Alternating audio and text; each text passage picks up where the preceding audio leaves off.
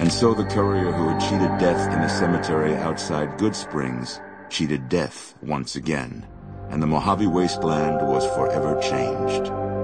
The courier, with the aid of Yes Man, drove both the Legion and the NCR from Hoover Dam, securing New Vegas's independence from both factions.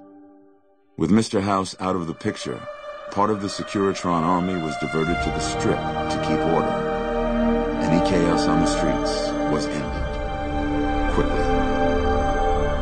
Chaos became uncertainty, then acceptance with minimal loss of life. New Vegas assumed its position as an independent power in the Mojave. Supporting the ideals of independence, the courier was recognized as the man responsible for a truly free New Vegas. He ensured Mr. House's tyranny was broken, and neither Caesar's Legion nor NCR would ever gain control over New Vegas. Tabitha and Rhonda went east, through Caesar's land. Occasionally, tales of their exploits found their way back west, though few believed them. Eventually, the stories concerning the duo were collected and published, and proved to be quite popular with children.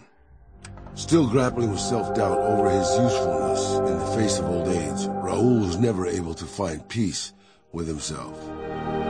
Eventually, he left the Mojave and assumed a new name, as he had done so many times before. Though the wasteland became anarchic after Hoover Dam, the Boomers' display of power dissuaded fortune seekers from attempting to penetrate Nellis. After the courier ensured New Vegas remained free, the followers found that independent Vegas was even more unstable and violent than before. Old Mormon Fort became excessively burdened by the influx of patients, struggling to provide even the most basic of services. With New Vegas's independence formally declared, Goodsprings thrived. More travelers stopped by Goodsprings on their way to and from the Strip, and the locals grew prosperous from the traffic. In the years following the destruction of Cassidy Caravans, NCR used evidence of the plot to blackmail the Crimson Caravan and the Van Graffs. NCR enacted strict trade laws with little resistance, strengthening their supply lines and their position in the Mojave. Rose of Sharon Cassidy died as her caravan died. In an unmarked grave, another victim of the Mojave. During the Battle of Hoover Dam, the Great Khans quickly evacuated Red Rock Canyon and headed north and east into the plains of Wyoming. There, they reconnected with the followers of the Apocalypse and rebuilt their strength. Bolstered by ancient knowledge of governance, economics, and transportation, they carved a mighty empire out of the ruins of the Northwest. Thanks to the courier and Lily, a cure for the Nightkin's schizophrenia was found shortly after Dr. Henry's experiment concluded. Nightkin and other super mutants in the wasteland flocked to Jacobstown, and the town became known as a haven where a mutant could find peace.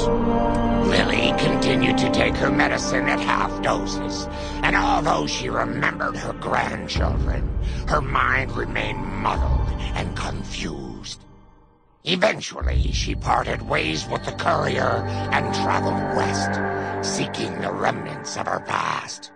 Following the Second Battle of Hoover Dam, Freeside came to be known as one of the more stable areas in the region.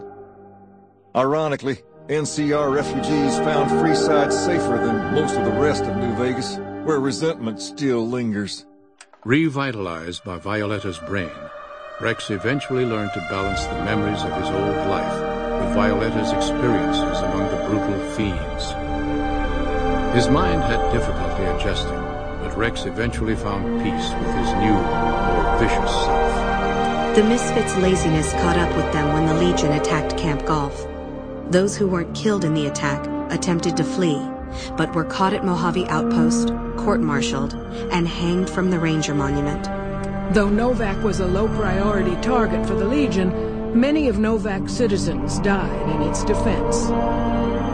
In the weeks that followed, several bright followers returned to Novak to help restore its defenses, allowing it to remain independent of NCR. The NCR, battered by the loss of the dam, were unable to devote any troops to retaking the correctional facility from the Powder Gangers. As a result, powder ganger raids on caravans became an unfortunate fact of life in the Mojave for years to come.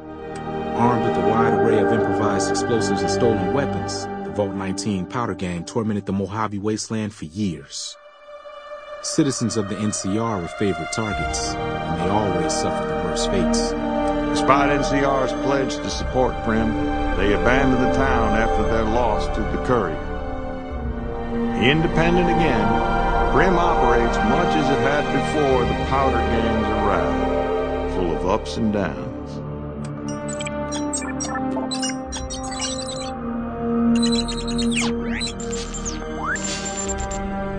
And so the Courier's road came to an end, for now.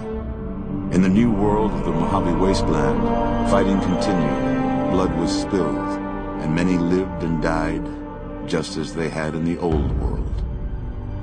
Because war never changes.